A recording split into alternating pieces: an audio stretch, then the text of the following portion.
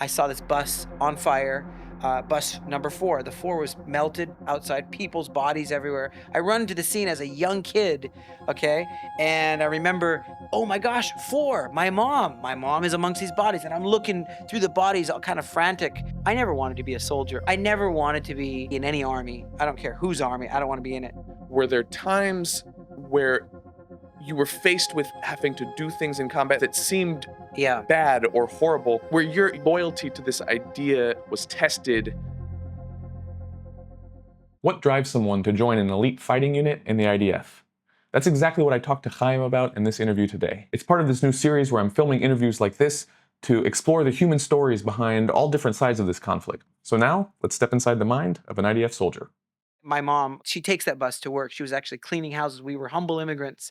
We didn't have big fancy jobs. She'd clean houses, house cleaner. Jewish people get to immigrate to this land, law of return, and prove you're Jewish, immigrate. So we did that. So I see this bus. I hear a loud explosion on a bus. I'm going to go clean a house, and I see for some people, and I see a loud explosion. Driver, let me out. He lets me out. Doors open. Shh. I run through the, and I didn't know what I was running to. And I'm looking through the bodies, all kind of frantic. And I remember I hit a cameraman because I was just in some kind of frenzy.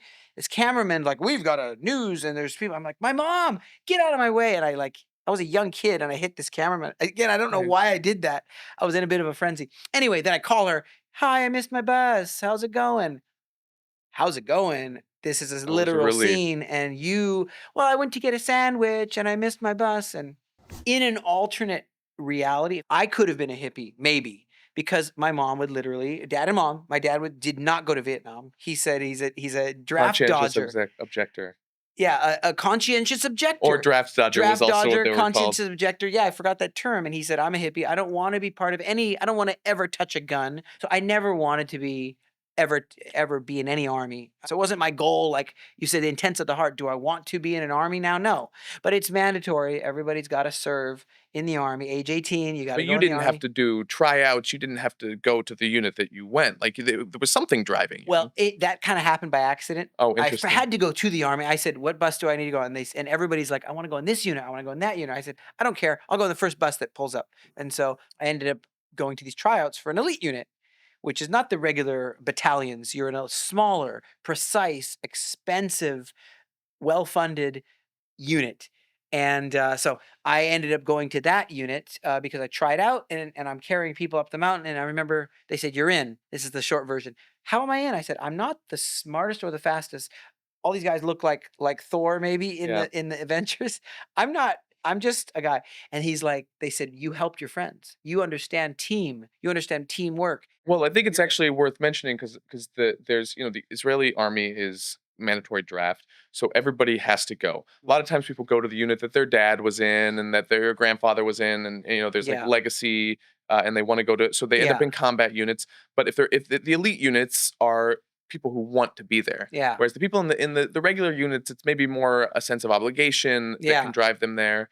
Um, and so that you end up getting a unique caliber of soldier. And People that's what who I heard of also, is the people who pass the tryouts to get into the elite units is they're not always looking for the biggest and the strongest. They're looking for people who don't quit and people who That's right. who have a heart like what you're describing. They pulled up with a truck and they said, "Hamburgers, all you gotta do is write 'I quit' or 'Ani mevater,'" 2 words, Hebrew, "Ani mevater," "I quit." And I'm like, "And you get a burger, here, have a Coke, cold Coke." You look very sweaty and tired and bloody carrying these soldiers up this mountain and, doing all these intensive things, which I don't wanna disclose all of the training that we went through, but it's extremely intense, and it goes on and on and on for day after day after day, like a week of, thing. And I'm like, "You know what you can do with your hamburgers? You can shove them. I don't need your hamburgers. I'm not gonna quit." And that was another element which brought me into this unit. So why not? Why didn't you quit? What drove you? It's good. I would say that not needing to be the best of the best, that's not what it was. It was more of where it's needed the most, I'm willing to give all. And Okay. so to give all is to give all. And when I thought I was gonna die, you're not haven't eat, you haven't slept for a week, and you're so exhausted, but you look to your left and your right, and you see your buddy needs help.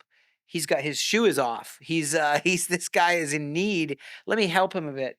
And so No, that gave me strength to go on. And I did it for my friends. I did it because I need to be the best. That is the guy who's egotistical. I need to be the best for me in my career. I wasn't thinking like that. I'm thinking we as a team need to get through this.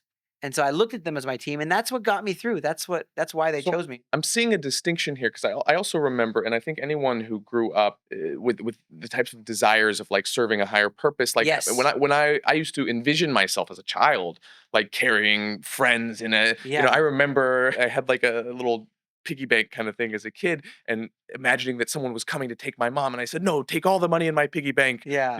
I want my mom to be safe, and like just these bizarre scenarios that children invent. And I don't think that's just me. I think a lot of kids do that because you want to serve a higher cause. You want to be there for people. Something bigger than yourself. Israel's for people who want something bigger than themselves. And so what I'm hearing you say, because I'm interested, like I really am interested in what drives someone to Yeah. persist through all of that. And what I'm hearing you say is that it was a desire to serve, because a lot of the accusations towards Israel are, genocidal, hatred, revenge. But I'm interested in you as an average person, as Yeah. I mean, driven more by. it did click with the timeline of us as Jewish people. I realized, wow, Jewish people have been persecuted throughout the history in the Holocaust, and even before that in the pogroms, and even before that in Inquisition.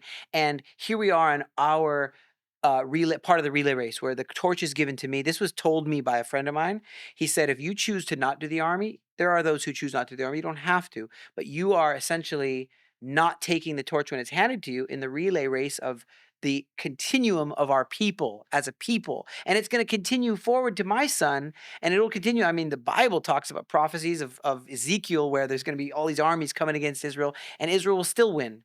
So I'm like, wow, you're right. And when the torch is handed to you, will you run? You don't have to, but you will be almost like not spitting on the legacy of what your forefathers have given for you to be able to have the freedoms you have. And it means more than in a country. We say that in America too, but it means more when it's a tiny little country the size of New Jersey. It means more. Every individual has far more value to that story than does every individual to the story when it's a larger country. Now I want to get to the difficult questions and really press towards the things that you've experienced, of like you're in combat situations and you're upholding this good that, as you see it. Were there times Yeah. where you were faced with having to do things in combat that seemed, I'm not even sure how to ask, like that seemed intense or even Yeah. bad or horrible for the sake, like where your loyalty to this idea of upholding the Jewish Yeah. people was tested with. I know how I just to answer it, I'd like to take it into my perspective of what a soldier is. Okay. What a soldier is. Any soldier, not just me, any soldier in the IDF. Okay? Any soldier in the world who's fighting for righteousness. So I call it a good shepherd. So simple. This is my simple phraseology. It was called a example. A good shepherd doesn't just feed the sheep. You also have to defend it. When that wolf will come and take the lamb from the sheepfold, bring it into the lair of the Hamas, into the tunnel, you gotta, as a good shepherd, take your rod and your staff. In this case, it's an M4 flat top and a Glock 19. And you go into those tunnels and you rescue the sheep and bring it back to the sheep. But leave the 99. And you got to be a good shepherd. It's not just feeding the sheep.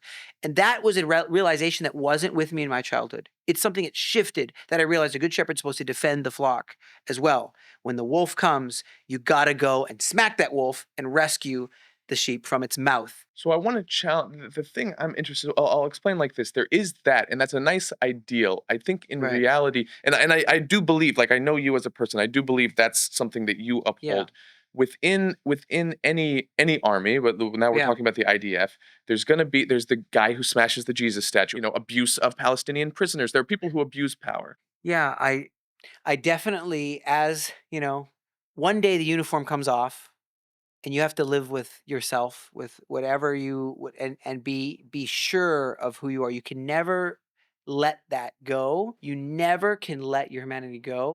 I'm going to wrap up this video here, but there's a lot more to come. More from my interview with Chaim and other perspectives, Palestinian, Israeli, and beyond. And the next video in this series takes things even further with Chaim as we dig into the toughest questions behind this war. Stay tuned, like, subscribe, and there's a lot more content to come. If you throw at me hard questions like, are you doing a genocide? Are you doing a starvation campaign? Bring them up. Feel free. Don't hold back. Are there moral trade-offs that you have to wrestle with while you're there? Are there challenges to your morality?